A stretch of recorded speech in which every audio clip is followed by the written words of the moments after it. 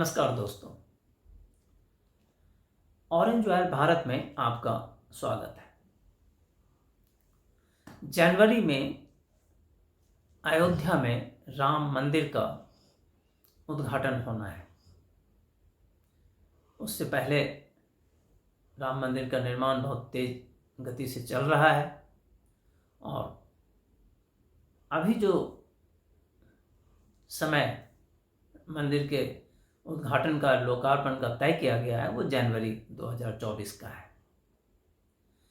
मुझे लगता है ये जो इंडी गठबंधन है, जो विपक्ष की 24-28 जितनी भी पार्टियां हैं एक साथ मिलकर आई हैं, राम के इस उद्घाटन से, राम मंदिर के, श्री राम के जन्मभूमि पर बने इस मंदिर के उद्घाटन की ताकत से इतना भयाक्रांत हो गया है, इतना भय है उसके भीतर राम का। शायद यही भय रहा होगा मुलायम सिंह यादव को जब उसने अयोध्या में हिंदुओं पे गोलियां चलवाई थी और लाशें बिछा दी थी। आज फिर से वैसा ही भय भारत में उन हिंदू काफिर नेताओं के दिलों में है, उनके बीच है, उनके मन में है कि इस उद्घाटन के बाद शायद उसका राजनीतिक सफ़र जो है, राजनीतिक करियर जो एक मुस्लिम वोट बैंक के ऊपर आधारित है और हिंदुओं को अन्य भागों में बांटकर सत्ता में बने रहने का, सत्ता में आने का जो प्रयोजन ये नेहरू के समय से, बल्कि अंग्रेज के समय से उन्होंने सीख रखा है और वो चला रहे हैं, उसको एक बहुत ज़बरदस्त धक्का लगने वाला है। इसी भय से ये तमाम विपक्षी दलों ने जब मुंबई में सम्मेलन किया तो शायद ये निर्णय किया कि हमें राम पर ही अब आक्रमण करना होगा। भारत की आत्मा जो श्री राम है, उनकी बातों को, उनके ऊपर ही हमला करना होगा, तभी शायद हम सत्ता के नज़दीक पहुंच पाएंगे। और इसलिए बहुत ही सोची समझी रणनीति के तहत सिलसिलेवार ढंग से श्री राम के चरित्र पे और उनसे जुड़ी हुई आस्थाओं पे और हिंदू पे, सनातन पे एक सिस्टमैटिक ढंग से हमला शुरू हुआ। इस हमले को शुरुआत, जैसा कि आप सब जानते हैं, करुणानिधि के डीएमके के परिवार ने किया, उदयनिधि उसका पोता। उसके बाद वहीं के एक नेता है परमेश्वरन, उसने भी वही बात की, सनातन का पूर्ण सफाया होना चाहिए, सनातन डेंगू है तो मच्छर है।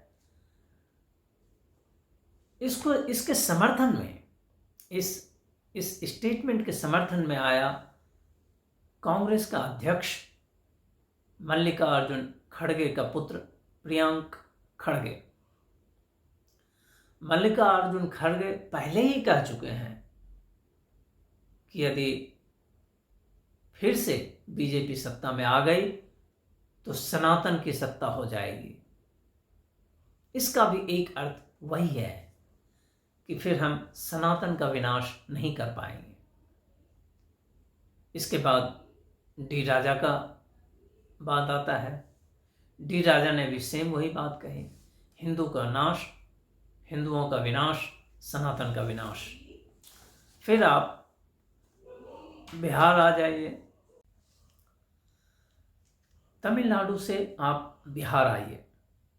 आरजेडी का नेता है शिवानंद तिवारी। वो जो बात करते हैं उनका भी भाव बिल्कुल वही है, हिंदुओं का विरोध, हिंदुओं का सर्वनाश, सनातन का सर्वनाश होना चाहिए। आरजेडी का ही एक नेता है रीतलाल यादव, वो कहते हैं रामायण मस्जिद में लिखी गई। अब जब रामायण, अब बताइए, मस्जिद और रामायण को वो एक करना चाह रहे हैं क्योंकि उनको मुसलमानों का वोट चाहिए, उनको मुसलमान को खुश करना है, इसलिए रामायण को वो मस्जिद में लेके जा रहे हैं और कोई कारण नहीं है।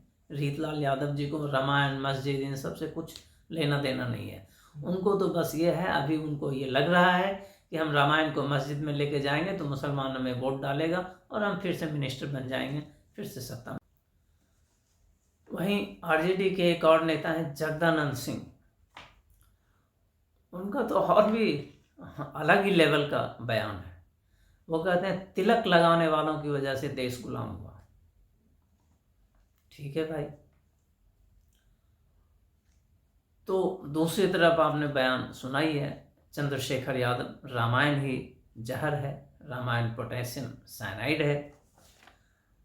और इस तरह की जो लगातार अब सनातन पे, हिंदू पे और हिंदुओं पे एक क्यूमुलेटिव, एक एकीकृत रूप से, सामूहिक रूप से जो हमला हो रहा है, इन सब का उद्देश्य केवल एक है। शायद 24 में जो श्री राम जन्मभूमि का उद्घाटन होना है, उसकी ताकत को शायद अभी से वो काउंटर करना चाहते हैं, उसको कम करना चाहते हैं। और इसीलिए राम, रामायण और राम से जुड़ी हुई सारी बातों को और सनातन पे और हिंदुओं पे एक संगठित आक्रमण उन्होंने शुरू किया है। यह आक्रमण वैसा ही है जैसा तैमूर लंग का होता था, बख्तियार खिलजी का होता था, लोदी का होता था, गौरी का होता था, या अनेक मुस्लिम आतंकवादियों का होता था, जो इन्वेडर, जो मुस्लिम आक्रमणकारी भारत पे हमला करते थे।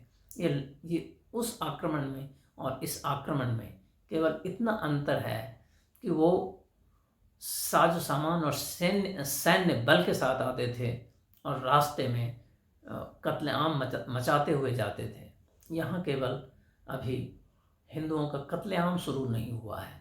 हिंदुओं का कत्लेआम धीरे धीरे छिटपुट तरीके से हो रहा है, अभी सामूहिक नहीं हो रहा है। लेकिन यदि इसी तरह हिंदुओं पे संगठित रूप से वैचारिक हमले होते रहे तो आने वाले समय में वो ही शायद संभव हो जाएगा। इस अंक में इतना ही। धन्यवाद दोस्तों।